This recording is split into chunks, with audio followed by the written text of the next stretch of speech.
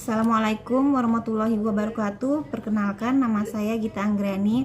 Saya ingin menjelaskan cara melakukan pertolongan pertama pada patah tulang paha dengan luka terbuka. Jawabannya yaitu langkah pertama, pertolongan pertama patah tulang paha dengan luka terbuka yaitu pastikan keamanan. Pastikan lokasi aman bagi penolong dan korban, dan jangan lupa menggunakan APD jika tersedia seperti sarung tangan. Kedua, tenangkan korban. Jelaskan bahwa Anda akan menolong korban dan memintanya untuk tidak menggerakkan kaki yang cedera. Yang ketiga, hentikan pendarahan. Jangan memasukkan tulang yang menonjol kembali ke dalam luka, karena tekanan area sekitar luka dengan kasa steril atau kain bersih. Hindari menekan langsung pada tulang yang menonjol. Jika pendarahan parah, bisa digunakan pembalut tekan di sekitar luka, bukan di atas tulang yang keluar. Kemudian 4, yaitu imobilisasi. Gunakan bidai atau splint di kedua sisi kaki yang cedera. Bisa menggunakan tongkat kayu, papan, atau benda lurus lainnya. Letakkan bantal atau kain atau handuk yang di antara kaki dan bidai. Kemudian ikat dengan tali atau perban di atas dan di bawah luka, dan tidak menekan langsung area luka atau tulang yang patah. Kemudian 5, cegah syok. Baringkan korban dengan posisi nyaman. Kemudian angkat kaki yang tidak cedera sedikit lebih tinggi jika tidak ada cedera lain. Tutupi korban dengan selimut untuk menjaga suhu tubuh. Dan yang keenam, segera panggil bantuan medis, hubungi ambulans atau bawa ke fasilitas medis sesegera mungkin. Dan jangan memindahkan korban kecuali sangat terpaksa, atau lakukan dengan sangat hati-hati dan dengan alat bantu. Sekian dari saya. Assalamualaikum warahmatullahi wabarakatuh. Assalamualaikum warahmatullahi wabarakatuh. Perkenalkan, nama saya Rati Savitri. Di sini saya ingin menjawab pertanyaan mengenai perusahaan PT Elektronika, di mana shift 1 dengan jumlah tenaga kerja ada 160 orang dan shift 1 di lantai 2 80 orang. Untuk jumlah petugas P3K di shift 1 lantai 1 diperlukan 2 orang petugas. Shift 1 lantai 2 diperlukan 1 orang petugas. Nah, untuk jumlah kotak P3K di shift 1 di lantai 1 diperlukan 2 kotak P3K berjenis C, dan di lantai 2 shift 1 hanya 1 kotak berjenis C. Terima kasih. Assalamualaikum warahmatullahi wabarakatuh.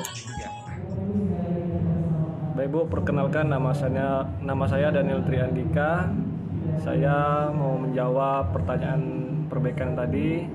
Salah satu alasan saya memberikan minum kepada korban keracunan makanan tersebut ialah supaya membantu proses pengenceran, dan alasan tidak memperbolehkan muntah pada korban keracunan makanan tersebut agar bagian napas korban tidak tersumbat dan tidak terjadinya tersedak. Kemudian selain itu supaya juga bagian esofagus dan bagian mulut dalam korban tidak terlukai oleh muntahan tersebut, karena kita sebagai petugas P3K belum mengetahui pasti apakah makanan tersebut memang terdapat bahan kimia yang berbahaya atau tidak.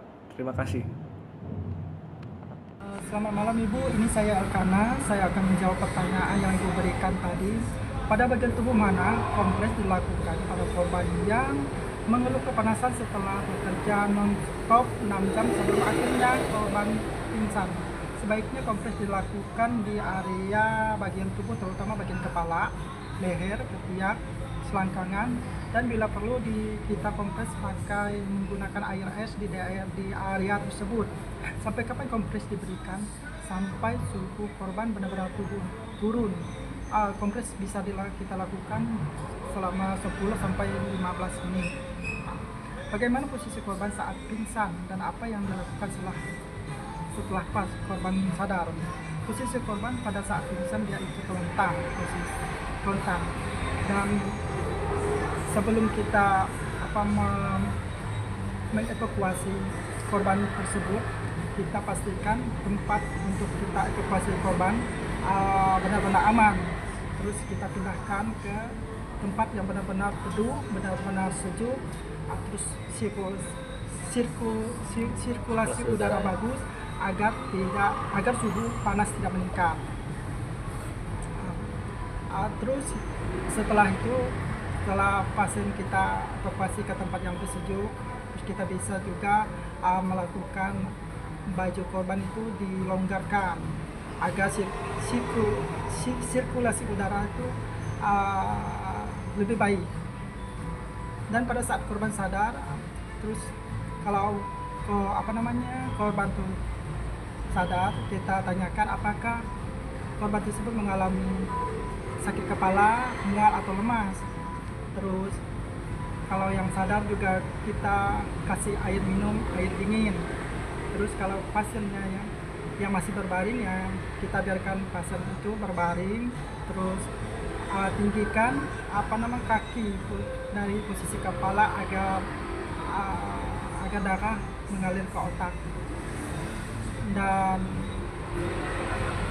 pasien yang sudah sadar tidak dianjurkan untuk beraktivitas dan terpapar panas lagi. Mungkin hanya itu yang bisa saya jawab, Bu. Terima kasih. Selamat malam, Bu. Saya Romi. Saya akan menjawab pertanyaan yang Ibu berikan tentang adanya kasus pendarahan hebat. Tidak ada nadi dan tidak ada napas. Saya akan menjelaskan apa yang harus saya lakukan. Yang harus saya lakukan yaitu memberikan penilaian awal dan keselamatan pada korban dengan cara melakukan survei primer, yaitu DRCAB. Kemudian sebelum kita melakukan pertolongan pertama pada korban, pastikan aman diri, aman lingkungan, dan aman korban. Kemudian kita cek respon korban dengan menepuk bahu dan memberikan rasangan nyeri. Ternyata korban tidak memiliki respon sama sekali. Setelah itu kita langsung panggil bantuan terdekat. Selanjutnya kita cek nadi tidak teraba, napas tidak ada, maka segera kita lakukan RJP dan memberikan napas buatan, serta kita kendalikan pendarahan dengan menekan luka di kepala sambil menunggu bantuan profesional datang. Mungkin itu saja jawaban dari saya, Bu. Terima kasih. Assalamualaikum warahmatullahi wabarakatuh. Selamat siang, nama saya Subari.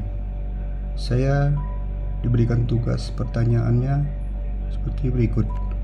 Perusahaan elektronik PT Tronic dengan data jumlah tenaga kerja sebagai berikut.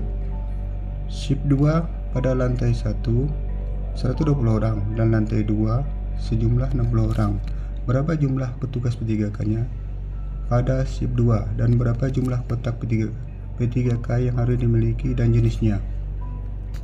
Jawabannya adalah jumlah petugas P3K-nya minimal 2 orang, serta berapa jumlah kotak dan jenisnya. Untuk lantai 1 sebanyak 120 orang, itu kita menyediakan satu kotak P3K jenis C. Untuk lantai 2 60 orang, kita menyediakan satu kotak P3K jenis B. Terima kasih. Selamat siang.